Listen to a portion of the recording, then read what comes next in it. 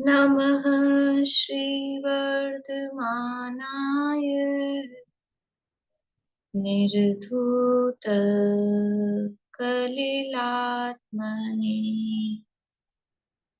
सालोकानां त्रिलोकानां यद्विद्यादर्पणायते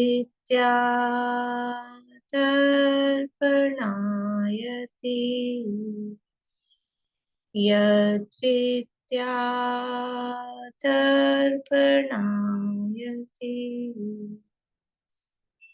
सकल पाप मल प्रक्षालक श्री वर्धमान को करूं नमन लोकालोक प्रकाशित करने जिनकी विद्या है दर्पण जिनकी विद्या है दर्पण।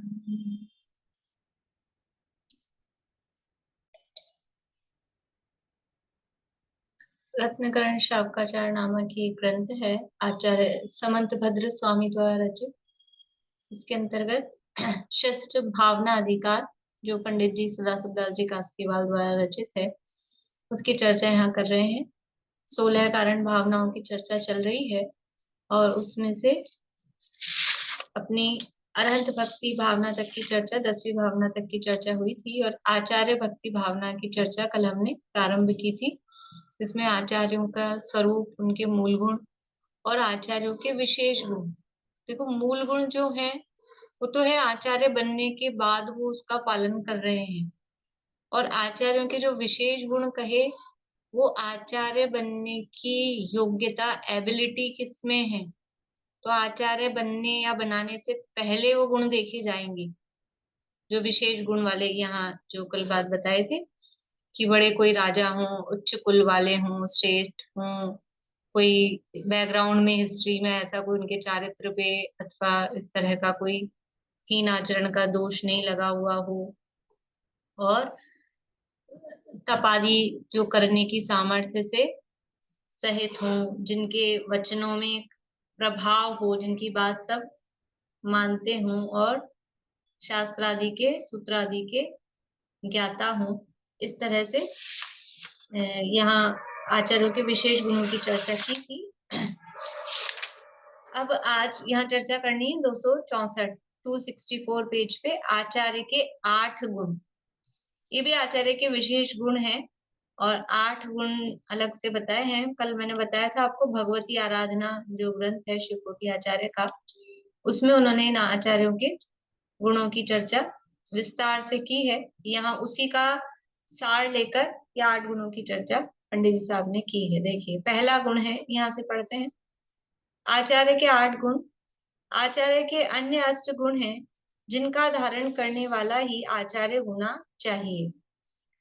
ये नाम सबको याद करने का, नाम और थोड़ा स्वरूप, ये मैं पूछूंगी सबसे। पहला है आचारवान, दूसरा है आधारवान, व्यवहारवान, प्रकर्ता, अपायोपाय विदर्शी, अवपीड़क, अपरिस्रावी और निर्यापक। ये 8 गुण हैं। कौन कौन से हैं? आचारवान, आधारवान, व्यवहारवान। 3 तो वान वाले हैं। आचारवान, आधारवान, व्यवहारवान। फिर प्रकर्ता, अपायोपाय विदर्शी, अवपीड़क, अपरिस्रावी। यानी 3 अ वाले हैं, अपायोपाय विदर्शी, अवपीड़क, अपरिस्रावी और फिर है निर्यापक। इस तरह से ये 8 गुण हैं। देखिए, पढ़ते हैं इनका स्वरूप। आचारवान किसे कहते हैं? आचार्य का कल बताया था। आचार्य को आचार्य ही क्यों कहते हैं?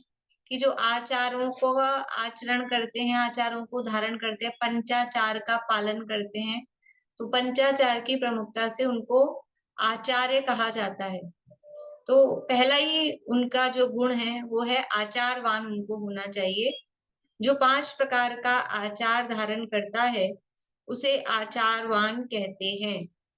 भगवान वीतराग सर्वज्ञ देव ने अपने दिव्य निरावरण ज्ञान द्वारा जीवादि तत्वों को प्रत्यक्ष देखकर कहा है, उनमें सम्यक श्रद्धान रूप परिणति होना वह दर्शनाचार है।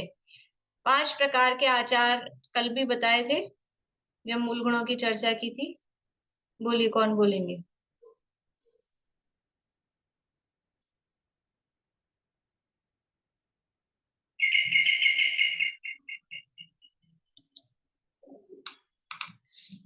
दर्शनाचार, ज्ञानाचार, चारित्राचार, व्रताचार और वीर्याचार। तपाचार, तपाचार और वीर्याचार। बढ़िया। तो उन 5 प्रकार के आचारों का स्वरूप यहाँ बता रहे हैं। तो पहला कहा दर्शनाचार। दर्शनाचार किसे कहते हैं? कि सर्वज्ञ वितराग देव ने अपने दिव्य निरावरण ज्ञान द्वारा, ये कौन सा ज्ञान है इनका दिव्य निरावरण? केवल ज्ञान निरावरण, जिस पर अब किसी प्रकार के कर्म का कोई आवरण नहीं है, समस्त ज्ञानावरण कर्म का क्षय हो गया है, ऐसा वो निरावरण। और दिव्य ज्ञान क्या है? कि त्रिलोक त्रिकालवर्ती समस्त पदार्थों को, भूतकाल का, वर्तमान का, भविष्य का, सबको एक साथ एक समय में जान सके, उस ज्ञान की दिव्यता है वो दिव्य। जीवादि तत्वों को प्रत्यक्ष देखकर कहा है। जो भी तत्व, द्रव्य, अस्तिकाय, पदार्थ जो भी कहें, उनको उन्होंने प्रत्यक्ष देखा है। एक एक को देखने गए थे क्या? कोने कोने में, कहाँ कहाँ है? कि वो ज्ञान सब जगह जाता है अपने केवल ज्ञान के द्वारा। उन्होंने, हम जो आंखों से देख के जो जैसा स्पष्ट कहते हैं ना, वो कुछ भी स्पष्ट नहीं है वास्तव में, वो तो परोक्ष ज्ञान है। और वो केवल ज्ञान के द्वारा प्रत्यक्ष, एकदम क्लियर, एकदम स्पष्ट रूप से उन्होंने 6 द्रव्य, 7 तत्व, 9 पदार्थ इत्यादि जो देखे हैं, और देख का जो उनका स्वरूप कहा है, उनमें सम्यक श्रद्धान रूप परिणति होना वह दर्शनाचार है। देखो, दर्शनाचार मतलब सम्यक दर्शन। सामान्य शब्दों में कहें, सम्यक दर्शन को दर्शनाचार नहीं कह रहे। दर्शनाचार है वो चारित्र की परिणति है, सम्यक दर्शन है वो श्रद्धा की परिणति है। लेकिन उस श्रद्धा रूप, सम्यक श्रद्धा रूप आचरण, सम्यक श्रद्धा रूप आचरण क्या है? सम्यक दर्शन क्या है? सम्यक दर्शन किसे कहते हैं? तत्वार्थ श्रद्धानम। वही परिभाषा दी कि जीवादि तत्वों का जो स्वरूप कहा है वो तत्वार्थ श्रद्धानम। अब वो जो तत्वार्थ श्रद्धानम है, वो जीवन में परिणति हो, उस रूप हमारा आचरण हो, उसका नाम है दर्शनाचार। वो श्रद्धा हमारे आचरण में दिखाई दे, उसका नाम है दर्शनाचार। स्वपर तत्वों का निर्बाध आगम और आत्मानुभवन, आत्मानुभव से जानने रूप प्रवृत्ति वह ज्ञानाचार है। सम्यक ज्ञान किसे कहते हैं? आप रूप को जान पनो, या फिर कहें कि जीवादि 7 तत्वों का जानना, या स्वपर का जानना। कैसे जानना? शास्त्र निर्बाध आगम से, आगम से, युक्ति से, तर्क से, अनुमान से और अनुभव से, स्वानुभव से। तो आगम को ले लिया और अनुभव को ले लिया, तो सबको ले लेना। आगम से जाने, युक्ति से, तर्क से, अनुमान से और अपने अनुभव से जानने रूप प्रवृत्ति। अब जानने रूप को भी कह रहे हैं प्रवृत्ति, मतलब वो ज्ञान, और फिर वो ज्ञान रूप हमारी उस ज्ञान रूप हमारी प्रवृत्ति हो, उसका नाम है ज्ञानाचार। हिंसा आदि 5 पापों के अभाव रूप प्रवृत्ति वह चारित्राचार है। चारित्र क्या है? चारित्र है वास्तव में आप रूप में लीन रहे थे, वो है वास्तव में चारित्र। अपने स्वरूप में लीन रहने पर बाहर में हिंसा आदि पापों के अभाव रूप जो प्रवृत्ति होती है, उसका नाम है चारित्राचार। अंतरंग बहिरंग तप में प्रवृत्ति वह तपाचार है। आत्म स्वरूप में विश्रांति, इच्छाओं का निरोध, वो है तप। और वो अंतरंग और बहिरंग रूप जो इच्छाओं का निरोध रूप जो तप है, उस तप रूप जो प्रवृत्ति है, उसका नाम है तपाचार। परिचय आदि आने पर अपनी शक्ति को नहीं छिपाकर धीरता रूप प्रवृत्ति वह वीर्याचार है। वीर्य अर्थात शक्ति, तो अपनी शक्ति को नहीं छिपाकर और उससे धैर्यता, धीरता से उसका सामना करना परिचय आदि आने पर, तो वो कहलाता है वीर्याचार। जैसे कि समझ लो कोई भी परिस्थिति बनी सामने, कहीं अपन अपने जैसा उदाहरण ले रहे हैं कि सड़क पे जा रहे हैं और कुत्ता दिखा, तो उसमें भी अपनी शक्ति को हम छुपाते हैं, इधर भागते हैं, उधर भागते हैं, इधर से निकलते हैं, मतलब उसमें मतलब अपनी शक्ति को नहीं छिपाकर कि हम उस मतलब कि हम में ताकत है ना, हम अगर वो कुछ हम अपने दृढ़ता से निकल जाए तो क्या कर लेगा वो, तो किसको छेड़ते हैं, कि जो डरता हुआ दिखता है ना उसको, उस पे वो भौंकते हैं। तो यदि हम अपनी शक्ति से निकल जाएं तो कुछ नहीं होता। तो ऐसे ही जो परीक्षा उपसर्ग आदि हैं, ये किसको दुखी करने में समर्थ होते हैं, कि जो डर रहा है ना, जो दुखी हो रहा है, जो दुखी हो रहा है उसको दुखी करते हैं। और मुनिराज हैं, वो अपनी शक्ति को नहीं छिपाते, आ जाओ परीक्षा, कितनी सर्दी पड़ो, कितनी गर्मी पड़ो, कितनी मक्खी मच्छर आओ, भूख प्यास, कोई भी बाधा हो, हम अपने स्वरूप में लीन हैं और अपने आत्मा के स्वरूप के चिंतन मनन में लीन हैं। तो वो जैसे कुत्ते भौंकते हैं वैसे वो परीक्षा आके निकल जाते हैं, उनपे कोई फर्क नहीं पड़ता। तो इस तरह से ये 5 प्रकार के आचारों का आचार्य पालन करते हैं। और भी 10 प्रकार के स्थिति कल्प आदि आचार में तत्पर हो। इसके अलावा भी इसमें दिए हैं 10 प्रकार के स्थिति कल्प, मैं केवल नाम पढ़ के सुना रही हूँ भगवती आराधना से, कि 10 प्रकार के स्थिति कल्प कौन से हैं। तो इन्होंने दिया है इसको, अचेलक्य, अचेलक्य वस्त्र का त्याग, वस्त्र रहितपना, अचेलपना। अनौद्देशिक, अनौद्देशिक यानी उद्दिष्ट आहार नहीं करना, वो अनौद्देशिक, उद्दिष्ट भोजन का त्याग। फिर शय्याग्रह त्याग, कि शय्याग्रह त्याग मतलब दोनों, मतलब इसका अर्थ जो दिया है कि जो स्त्री पुरुष जहाँ रहते हैं, जहाँ उनका रमण आदि होता है, ऐसा घर और ऐसी शैया का, ऐसे शैया गृह में जाने का त्याग, मतलब कहो बेडरूम, शैया गृह मतलब बेडरूम, उस तरह का, तो शैया गृह का त्याग। फिर है राजपिंड त्याग, राजपिंड त्याग यानी जो राजसी भोजन है या राजसी वस्तुएं हैं, राजसी समझते हैं? मतलब जो राजा आदि जो भोजन करें, जैसा आहार ग्रहण करें, या जिस तरह की सुगंधित इत्यादि या वस्त्राभूषण वो पहनते हैं, तो उन चीजों का त्याग वो कहलाता है। वैसे पिंड शब्द आहार के अर्थ में आता है मुख्य रूप से, तो राजसी भोजन का त्याग ऐसा भी सीधा सा अर्थ कर सकते हैं। फिर है कृति कर्म, यानी वंदनादि करने में उद्यमी, जो उनके कृति कर्म कहे जाते हैं, वंदना आदि, जो आचार्यों के भी कृति कर्म मतलब करने योग्य कुछ कार्य, जैसे शतावश्यक इत्यादि, तो उसमें वो करने में निरंतर उद्यमी रहते हैं। फिर छठा है व्रत, व्रत अर्थात 28 मूल गुण और 84 लाख उत्तर गुणों को धारण करना, वो व्रत है।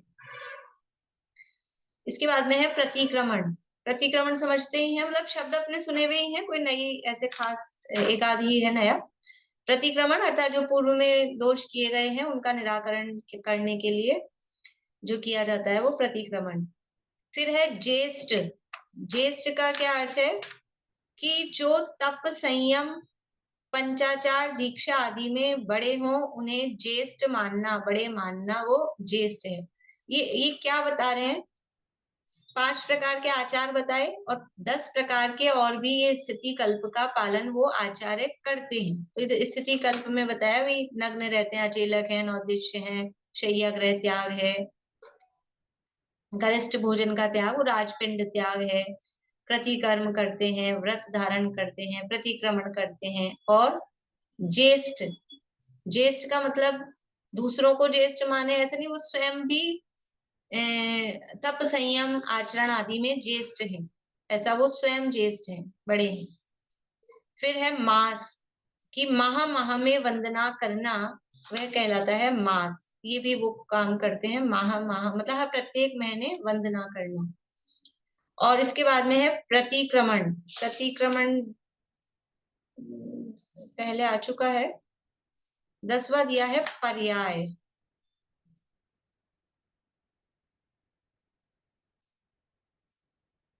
पर्याय का अर्थ दिया है वर्षा काल में 4 माह एक स्थान पर रहना, वो पर्याय है। पर्याय या पर्याय, ऐसे पर्याय भी लिखा है और पर्याय भी लिखा है।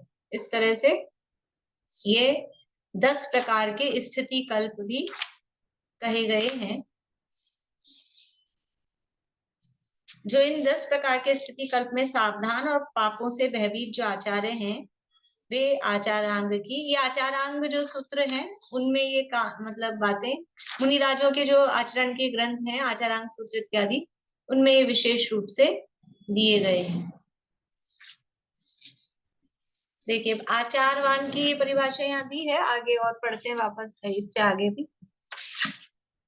रत्नगंज शावकाचार में देखिए 264 पेज पे।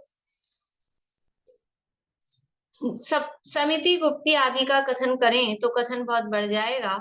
5 प्रकार का आचार आप स्वयं निर्दोष पाले तथा अन्य शिष्यों को भी निर्दोष आचरण कराने में उद्यमी हो, वही आचार्य है। देखो एक तो ये आचार की परिभाषा दी कि दर्शनाचार, ज्ञानाचार, चारित्राचार, तपाचार और वीर्याचार, ऐसे 5 प्रकार के आचारों को अतिचार रहित स्वयं आचरण करते हैं और अपने शिष्यों से आचरण कराते हैं। ऐसा नहीं कि केवल आचार ही करते हो, अन्य शिष्यों जो सामान्य मुनि हैं उनसे भी इन आचारों का पालन कराते हैं, लेकिन स्वयं तो प्रमुखता से करते ही हैं। तो ऐसे 5 प्रकार के आचारों का पालन करने वाले और 10 प्रकार के जो स्थिति कल्प आचारांग में कहे हैं उनमें सदा काल तिष्ठने वाले, मतलब उन 10 प्रकार के स्थिति कल्पों का भी पालन करने वाले वो आचार्य आचारवान कहलाते हैं। शॉर्ट में बोलेंगे तो 5 प्रकार के आचारों का और 10 प्रकार के स्थिति कल्पों का आचरण करने वाले आचार्य आचारवान कहलाते हैं। और साथ में 5 समिति 3 गुप्ती ये अष्ट प्रवचन मातृका से युक्त रहते हैं, उसको भी उसी में प्लस कर सकते हैं जो इसमें कहा है ना गुप्ती समिति का कथन, ये कहलाता है अष्ट प्रवचन मातृका का ज्ञान। जैसे कल 13 प्रकार का चारित्र देखा था हमने, 13 प्रकार का चारित्र कौन कौन सा था? अनीता जी आप थे कल? नहीं, 13 प्रकार का चारित्र बोलिए मनोरमा आंटी। 5 अष्टमूल गुण, 3 गुप्ती और 5 समिति। 5 अष्टमूल गुण नहीं, 5 महाव्रत, 5 महाव्रत, 5 महाव्रत। 5 इंद्रिय विजय, 5 महाव्रत, 5 इंद्रिय विजय और 3 गुप्ती। ठीक है, 5 महाव्रत, 5 समिति और 3 गुप्ती। हाँ मैं भी मूल गुण में 5 महाव्रत, 5 समिति और 3 गुप्ती, ये 13 प्रकार का चारित्र है। इसमें से ये 5 महाव्रत नहीं 5 समिति और 3 गुप्ती, 5 समिति और 3 गुप्ती ये कहलाता है अष्ट प्रवचन मातृका। वो तो 13 प्रकार का चारित्र था, 5 महाव्रत, 5 समिति और 3 गुप्ती, यह 13 प्रकार का चारित्र। और 5 समिति और 3 गुप्ती ये कहलाता है अष्ट प्रवचन मातृका का ज्ञान। इतना ज्ञान तो मुनिराजों को होना ही चाहिए, और कुछ भी ज्ञान नहीं हो, लेकिन 5 समिति क्या होती हैं, कैसे उनका पालन होता है, और 3 गुप्ती क्या होती हैं, इतना ज्ञान तो होना ही चाहिए। तो आचारवान कौन कहलाते हैं? ये आचारवान आचार्य कौन है कि जो 5 प्रकार के आचारों का पालन करते हैं या 5 प्रकार के आचारों को धारण करते हैं, 10 प्रकार के स्थिति कल्पों का पालन करते हैं, 10 प्रकार के स्थिति कल्प में स्थित रहते हैं, उनको धारण करते हैं, और 5 समिति 3 गुप्ती इनसे या अष्ट प्रवचन मातृका के ज्ञान से युक्त होते हैं, अष्ट प्रवचन मातृका के ज्ञान से युक्त होते हैं, वे आचारवान कहलाते हैं। अब ये तो आचार की बात कर दी, आचारवान कौन है वो बता दिया। अब ये अगर आचार्य आचारवान नहीं हो तो क्या प्रॉब्लम आएगी? आचार प्रश्न अगर अपन ऐसा बनाए, आचार्य को आचारवान होना क्यों आवश्यक है, तो उसका जवाब ये दे रहे हैं, आगे देखिए। यदि आचार्य स्वयं ही हीनाचारी हो तो वह शिष्यों से शुद्ध आचरण नहीं करा सकेगा। आचार्य खुद ही आचरण अच्छा नहीं करते हो, वही 10 प्रकार के स्थिति कल्प में कट्टर रूप से नहीं रहते हो, 5 प्रकार के आचारों का पालन नहीं करते हो, तप आदि नहीं करते हो, परीक्षा आ जाए तो घबरा जाते हो, तो वो शिष्यों से कैसे अच्छा आचरण करा पाएंगे? देखो, जो जैसा होता है, जो गुरु जैसा होता है, तो उसके शिष्य भी उसी तरह के होते हैं, मतलब उसी तरह के होते हैं। तो चाहे आचरण में देख लो, समझ लो अपने संबंध में, खान पीन के आचरण में, या कुछ क्रियाओं में, पहनावे ओढ़ावे में, बातचीत में, या स्वाध्याय आदि के विषय में, उस सब्जेक्ट में, वो जैसा गुरु होता है उसी के शिष्य भी उसी को फॉलो करते हैं। तो आचार्य खुद ही यदि शिथिलाचारी होंगे तो फिर शिष्य क्या करेंगे? ये यही ऐसे रहते हैं, तो अपने को क्या है? मान लो किसी स्कूल में जो प्रिंसिपल है, वही खुद कभी 10 मिनट लेट आ रही है, कभी आधा घंटा लेट आ रहे हैं, खुद ही प्रिंसिपल ही, तो फिर टीचर्स क्या है कि अरे अभी तो सारी मैम ही नहीं आए होंगे, कोई बात नहीं, अपन लेट हो गए तो चलेगा। और वो अगर एकदम टाइम के पंक्चुअल हो प्रिंसिपल, तो मजाल है कि कोई फिर टीचर कुछ इधर उधर ऊपर नीचे हो सके। वो बिल्कुल स्ट्रिक्ट हो रूल्स में, रेगुलेशंस में। तो टीचर्स भी उसी तरह से होते हैं। तो आचार्य क्या है? वो as a principal of a college आचार्य हैं, वो संघ रूपी कॉलेज के प्रिंसिपल। आचार्य ही बोलते हैं ना प्रिंसिपल को, प्राचार्य, प्राचार्य बोलते हैं। तो संघ एक कॉलेज के समान है, और उसके प्रिंसिपल के रूप में आचार्य हैं, उसके प्रोफेसर लेक्चरर के रूप में उपाध्याय हैं, और बाकी अन्य सामान्य शिष्य समझ लो या टीचर समझ लो, उनकी जैसे अन्य मुनिराज। आचार्य स्वयं ही हीनाचारी हो तो वह शिष्यों से शुद्ध आचरण नहीं करा सकेगा। जो हीनाचारी होगा वह आहार विहार उपकरण वस्तिका आदि अशुद्ध ग्रहण करा देगा। जो खुद हीनाचारी होगा, भाई ऐसा होता है ना कि मैं खुद समझ लो आचरण में मैं शिथिल हूँ, तो आप कुछ प्रश्न पूछोगे या आप कुछ कहोगे, ऐसा है तो कि हाँ, अब क्योंकि मैं खुद ही नहीं करती हूँ, तो फिर मैं कैसे कहूंगी कि नहीं आप ये काम मत करो? तो वो ऐसे ही, वो आहार विहार उपकरण, उपकरण समझते हैं? उपकरण कौन से होते हैं? कपड़े बर्तन। उपकरण कौन से होते हैं? बोलिए शीला भाभी। पीछी कमंडल और शास्त्र जी। बढ़िया। पीछे कमंडल और शास्त्र, ये उपकरण है। और वस्तिका आदि जो रहने का स्थान है, वो अशुद्ध ग्रहण करा देगा। पीछे कमंडल भी कैसे, कौन से ग्रहण करना, किस तरह के बने हुए हो, उस वो बनने में हिंसा नहीं हुई हो, और अभी वर्तमान में भी उसमें कोई अशुद्धि ना हो, बराबर सही हो, योग्य हो। रहने का जहाँ स्थान है, वो वस्तिका वो शुद्ध हो। जैसे आहार उद्देशिक और अनुद्देशिक होता है ना, उद्दिष्ट आहार अनुद्दिष्ट आहार, ऐसे ही वस्तिका भी उद्दिष्ट वस्तिका और अनुद्दिष्ट वस्तिका होती है, कि पर्टिकुलर किसी मुनिराज के लिए ही, किसी मुनिराज के लिए ही, कि ये मुनिराज इसमें रहेंगे, उनके लिए बना दिया ये, तो वो उद्दिष्ट वस्तिका होती है। और एक सामान्य रूप से बनाया गया है कि कभी कोई आए, मुनि संघ आए, कोई साधु त्यागी आए और वो यहाँ रह सके, वो उद्दिष्ट नहीं होती है। लेकिन पर्टिकुलर किसी के लिए बना दिया, ये पर्टिकुलर मुनिराज ही यहाँ पे आके रहेंगे, और अगर उन मुनिराज को पता लग जाए कि मेरे लिए बनाई गई है, तो वो दोनों को उसमें दोष लगता है। तो आचार्य खुद ही शिथिलाचारी होंगे, हीनाचारी होंगे, तो वो अशुद्ध ग्रहण करा देंगे। जो स्वयं ही आचारहीन होगा वह शुद्ध उपदेश नहीं कर सकेगा। इसलिए आचार्य को आचारवान ही होना चाहिए। एक गांधी जी का प्रसंग आता है कि एक बार एक गई महिला अपने बच्चे को लेके गांधी जी के पास, कि इसको समझाओ ये गुड़ बहुत खाता है। तो गांधी जी ने कहा 8 दिन बाद आना। 8 दिन बाद आई महिला, और फिर 8 दिन बाद लेकर आई बच्चे को, तो गांधी जी बोलते हैं बेटा गुड़ नहीं खाना चाहिए।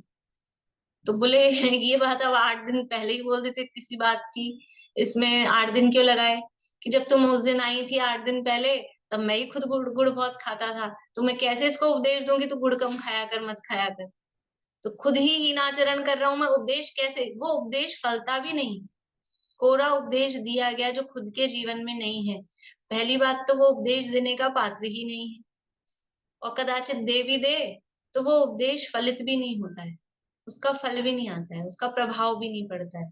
और जो स्वयं आचरण किया गया हो और फिर उसका उपदेश दिया जाए तो प्रभावशाली होता है, अपने आप ही वो इफेक्टिव होता है। इस तरह से पहला गुण है आचारवान। दूसरा आधारवान। आधारवान किसका आधार होना चाहिए, क्योंकि खंबे उम्बे का आधार, जमीन का आधार, किसका आधार होना चाहिए। देखिए आचार्य के जीवन में आधार किसका होना चाहिए, हमारे भी जीवन का आधार क्या होना चाहिए, वो इससे हमको समझ में आएगा।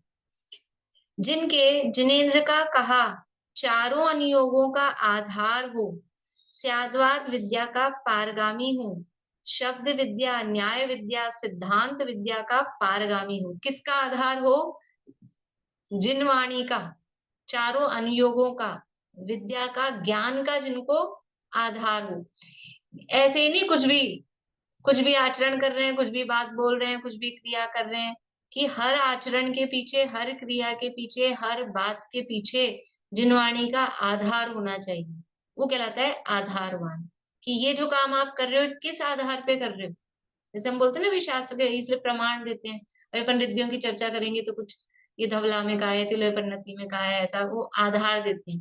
तो ऐसे ही आचार्य जो भी आचरण कर रहे हैं उसके पीछे शास्त्रों का आधार होना चाहिए, और ज्ञान के पीछे भी सभी तरह का ज्ञान उनको होना चाहिए। तो एक बेस, जैसे अपन बोलते हैं कि एक बेस हो जाए, पढ़ाई लिखाई के संबंध में बोलते हैं कि बच्चों का एक बार बेस अच्छा हो जाए, इस स्कूल में पढ़ा दें तो ये बेस अच्छा हो जाता है, फिर कुछ भी करें ऐसा। तो ये बेस अच्छा होना चाहिए। तो चारों अनुयोगों का आधार हो, स्याद्वाद विद्या का पारगामी हो। स्याद्वाद विद्या अर्थात जिनवाणी की अपेक्षाएं समझ में आनी चाहिए, जिनवाणी में किस अपेक्षा से क्या कथन किया गया है वो अपेक्षाओं को समझना, वो कहलाता है स्याद्वाद। शब्द विद्या, न्याय विद्या, सिद्धांत विद्या का पारगामी हो। शब्दों के अर्थ समझे, न्याय को समझे और सिद्धांत को समझे। न्याय समझ में आता है, युक्ति, तर्क, अनुमान इत्यादि से समझना, वो न्याय कहलाता है। प्रमाण ने निक्षेप द्वारा व स्वानुभव के द्वारा भली प्रकार से जिसने तत्वों का निर्णय किया हो वह आधारवान है। देखो युक्ति से, न्याय से, तर्क से यदि वस्तु का निर्णय किया होगा तो वो कभी डिगेगा नहीं, चिगेगा नहीं। खाली कहीं कहीं सुनी सुनी सुन ली, किसी ने कहा और हमने मान लिया, तो फिर कल को कोई और कुछ कहेगा तो लेगा वो। और यदि हमने उसको लॉजिक से, न्याय से, तर्क से का मतलब है लॉजिक से, खुद ने हमने उसको समझ लो तर्क से स्वीकार किया है, समझा है, तो फिर वो पक्का आधार है, फिर हम किसी की बातों में आने वाले नहीं होते। तो ऐसे लॉजिक से ही प्रमाण ने निक्षेप द्वारा, स्वानुभव द्वारा, लॉजिक से किया और खुद के अनुभव ने, हमने खुद ने फील किया है। कोई फिर कुछ कितना ही बोले, कोई चीज अपन ने खुद ने अनुभव की हो, हमने खुद ने अपने हाथ से मिश्री खाई हुई है, और फिर कितनी किताबों में लिख दें और उस पे मोहर लगा दें कि नहीं मिश्री तो खारी होती है, और गवर्नमेंट से उसको पास करा दें, बिल बना दें मिश्री खारी होती है, तो बताओ हम मानेंगे क्या।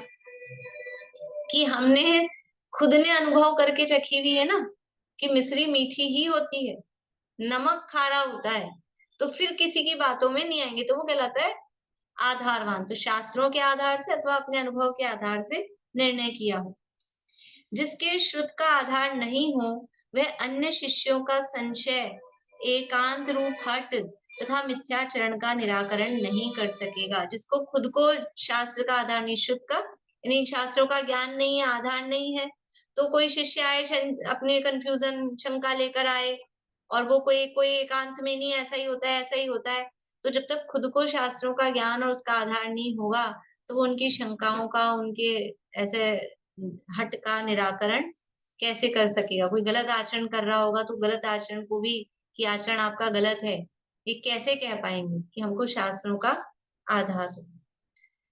अनंतानंत काल से परिभ्रमण करते आए जीव को अति दुर्लभ मनुष्य जन्म की प्राप्ति, उसमें भी उत्तम देश, जाति, कुल, इंद्रियों की पूर्णता, दीर्घायु, सत्संगति, श्रद्धा, ज्ञान, आचरण, ये उत्तरोत्तर दुर्लभ संयोग पाकर यदि अल्प ज्ञानी गुरु के पास रहने वाला शिष्य हुआ तो वह सत्यार्थ उपदेश नहीं प्राप्त करने के कारण अपना स्वरूप यथार्थ नहीं जानकर संशय रूप हो जाएगा तथा मोक्ष मार्ग को अति दूर, अति कठिन जानकर रत्नत्रय मार्ग से विचलित हो जाएगा। देखो कितनी मतलब करुणा से बात कर रहे हैं, कह रहे हैं कि अनंत अनंत काल से जीव परिभ्रमण कर रहा है संसार में, और फिर जैसे तैसे परिभ्रमण करते हुए दुर्लभ मनुष्य भाव प्राप्त हुआ, और उसमें भी ये उत्तम भारत देश, अपने उत्तम जाति कुल जैन में जन्म लिया, इंद्रियां बराबर हैं, आयु है पूरी,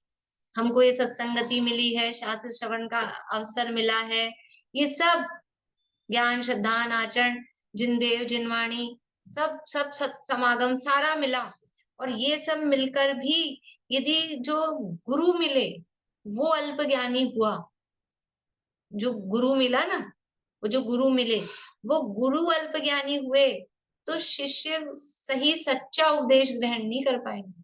ये सब मिलने के बाद सत्संगति में लगे, और फिर जिस इसलिए कल मैंने कहा था गुरु का निर्णय, ये भी बहुत इंपॉर्टेंट चीज है कि किसको हम गुरु बनाए। तो यदि गुरु यथार्थ ज्ञाता नहीं हुआ, यथार्थ आचरण करने वाला नहीं हुआ, यथार्थ निर्णय करने वाला नहीं हुआ, तो वो गुरु जैसा बताएगा, जितना बताएगा उतना ही मान लेंगे। मोक्ष प्रकाशक में एक प्रकरण दिया है, वहां 7वें अधिकार में है जहां तक, तो वहां मतलब ऐसा कहा कि या तो मतलब पहले तो एक इंद्रिय आदि की बात थी, फिका पंचेंद्रिय हुआ, संगी पंचेंद्रिय भी हुआ, तो ये उपदेश नहीं मिलता है, ये सब समागम नहीं मिलते हैं, और अगर मिल जाए तो बोले मतलब बुद्धि आई है, धर्म में रुचि लगी है, तो ग्रहित मिथ्यात्व में फंस जाता है, और वो उसी में धर्म मान के पूरा जीवन निकाल देता है। ये अगर गुरु सही नहीं मिले तो कहीं ग्रहित मिथ्यात्व में अटक गया, और ग्रहित मिथ्यात्व में नहीं अटका, यहाँ भी आया तो भी वो ग्रहित मिथ्यात्व जैसा ही उपदेश देने वाला कोई गुरु मिल गया, डायरेक्टली ग्रहित मिथ्यात्व में नहीं गया, रहा इधर ही, लेकिन फिर भी उसमें भी ऐसा, उसमें भी लिखा है कि खाली पूजा पाठ व्रत उपवास करके ही संतुष्ट हो गया, उसी में धर्म मान के। सच्चा धर्म क्या है ये बताने वाला जब तक नहीं मिले, और हाँ भाई पूजा करो, पाठ करो, व्रत करो और इसी से तुम्हारा तो कल्याण हो जाएगा, केवल स्वर्ग मिल जाए इतना, तो स्वर्ग तो कितनी बार मिल गया, वे इतना करवा देते हैं गुरु बन के कि हाँ भाई शुभ भाव कर लो, शुभ भाव कर लो, स्वर्ग मिल जाए। स्वर्ग तो मिलेगा मिलेगा अपने आप ही, लेकिन वो शुभ भाव ही धर्म है, इसमें अटक गए तो असली धर्म रह जाता है। असली धर्म क्या है? सदृष्टि ज्ञान वृत्तानि, सम्यक दर्शन ज्ञान चारित्र, वो असली धर्म है, और वो जीव को दुख से निकाल के उत्तम मोक्ष सुख में पहुंचाएगा। धर्म क्या है? कि जो उत्तम सुख में पहुंचाए, मोक्ष सुख में पहुंचाए, और खाली पूजा पाठ व्रत उपवास किया, एक आध भाव स्वर्ग का मिल गया, और सच्चे धर्म को नहीं जाना, सम्यक दर्शन प्राप्त नहीं किया, तो फिर क्या होगा? फिर वही संसार परिभ्रमण। तो जैसे तैसे ऐसा होता है, अपन अपने जैसे पिक्चर्स में दिखाते हैं कोई गरीब माँ का बच्चा, और जैसे तैसे उस माँ ने बर्तन माज माज के, कमाई कर करके, गहने वहने बेच बाच के लड़के को पढ़ने भेजा कहीं बाहर, गांव में रहती थी तो बम्बई भेज दिया, और बम्बई रहती हो तो अमेरिका भेज दिया, समझ लो पूरी पूंजी जो थी उसकी जमा पूंजी सब लगा के, और वो बच्चा वहां जाके गलत संगति में पड़ जाए, और पढ़ाई लिखाई तो करे नहीं, और चोर उचक्का डाकू ये बन जाए, तो कितनी मतलब उस माँ के ऊपर अपने को कितनी करुणा आएगी कि कैसे बड़ी मुश्किल से, और उस बच्चे के भाग्य पर वो लिखा है यहाँ कि अनंत अनंत काल से परिभ्रमण करते जीव को ये मनुष्य पर्याय की प्राप्ति और ये सारी चीजें उत्तरोत्तर दुर्लभ संयोग ये मिले, और फिर अल्पज्ञानी गुरु के पास रहने वाला अगर वो हुआ, गुरु अल्पज्ञानी मिल गए, तो सत्यार्थ उपदेश नहीं प्राप्त करने के कारण अपना यथार्थ स्वरूप नहीं जानकर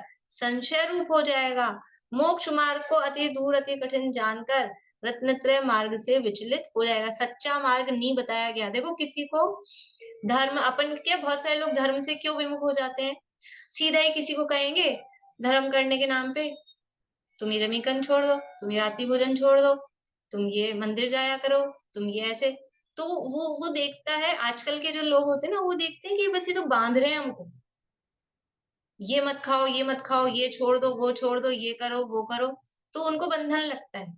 तो ये सबसे पहले नहीं बताना चाहिए, मतलब वो भी एक तरीका है, उसके बहाने से भी धर्म में लगते हैं, लेकिन वो व्यक्ति देख के, आजकल की जनरेशन है वो इन चीजों से धर्म में नहीं लगती है, वो और विमुख हो जाती है कि ये आप बंधन बना रहे हो। तो उनको यथार्थ वस्तु, क्योंकि वो बुद्धिशील है ना, वो लॉजिक से बात समझते हैं, तो उनको वस्तु स्वरूप यथार्थ बताओ, उनको सिद्धांतों का ज्ञान कराओ, उनको अकर्तावाद समझाओ, उनको निमित्त नैमित्तिक संबंध बताओ, निमित्त उपादान बताओ, क्रमबद्ध की बात बताओ।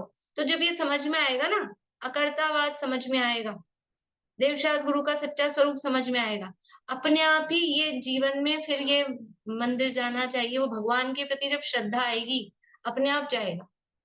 वो जब समझ में आएगा कि यहाँ हिंसा हो रही है, अपने आप वो रात्रि भोजन त्याग और जमीकन त्याग अपने आप करेगा।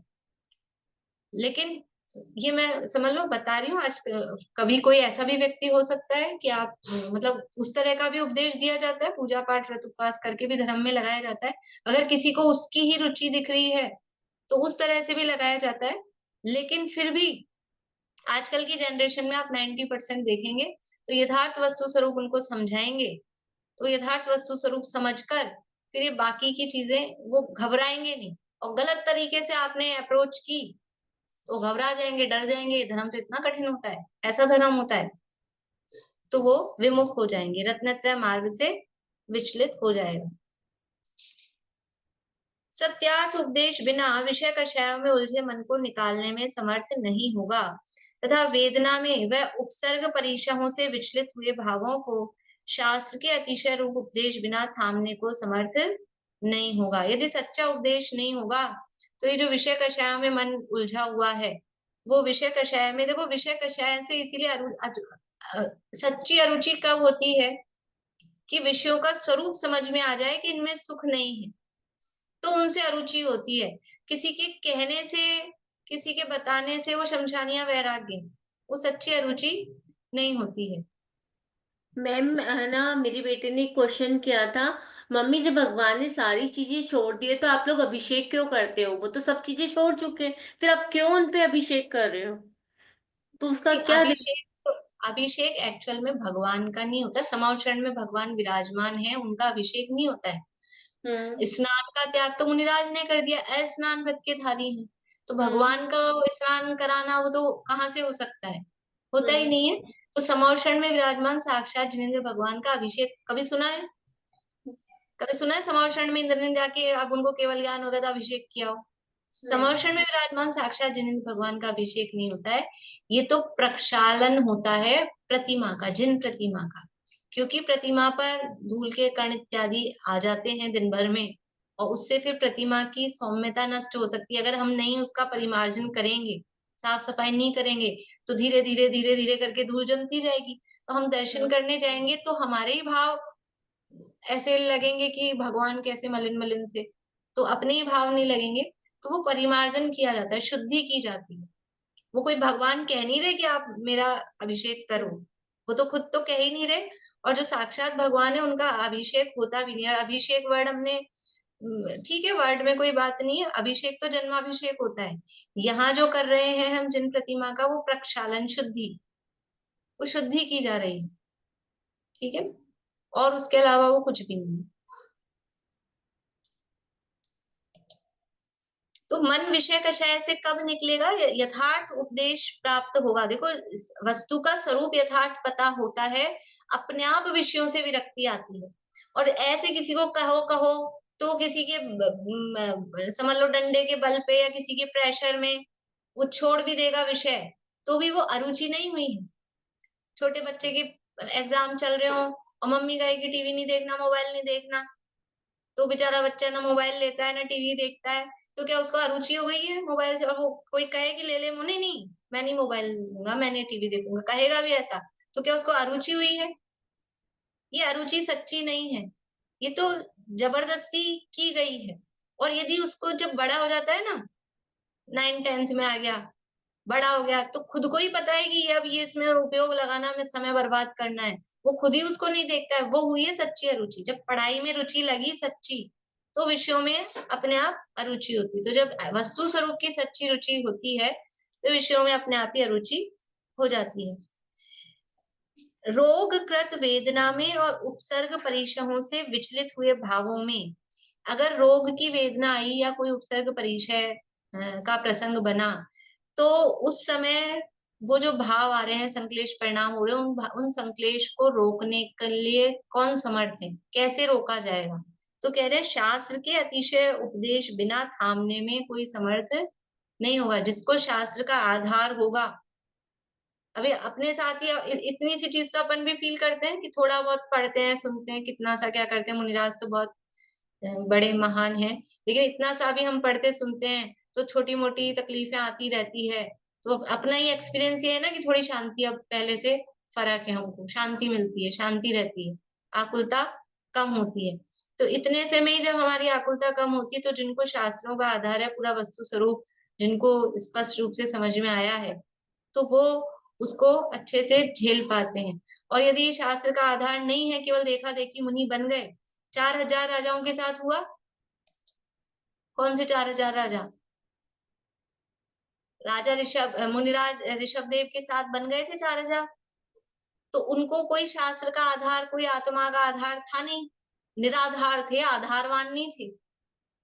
तो वो ऋषभ देव मुनिराज तो आधारवान थे, तो वो तो आत्म साधना करते रहे।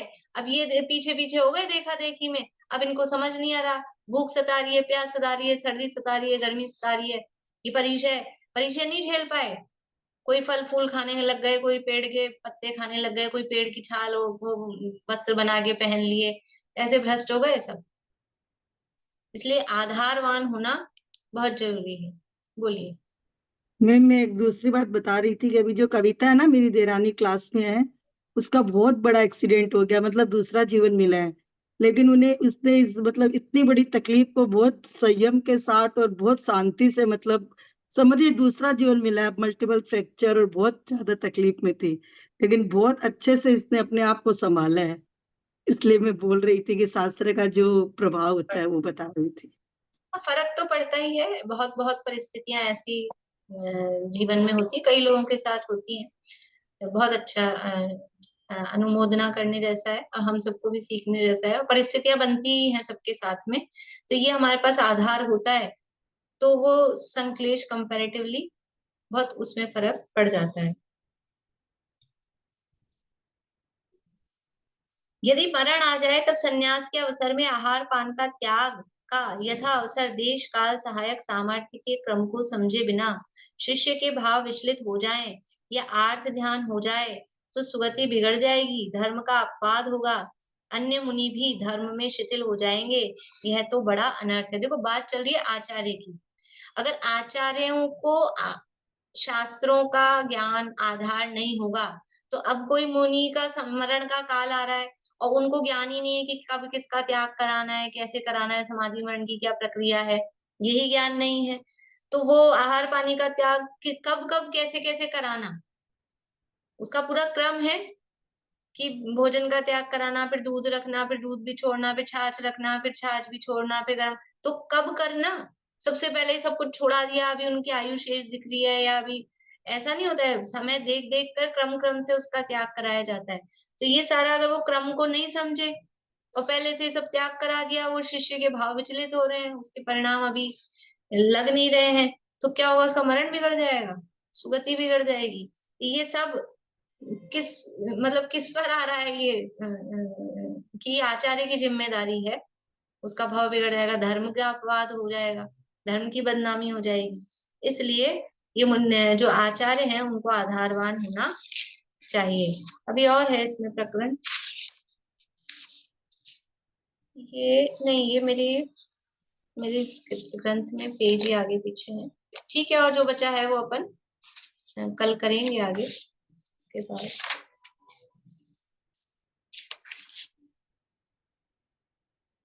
दो पैराग्राफ और हैं इसके बाद, और फिर कल ये आधारवान को पूरा करके फिर व्यवहारवान की चर्चा कल करेंगे।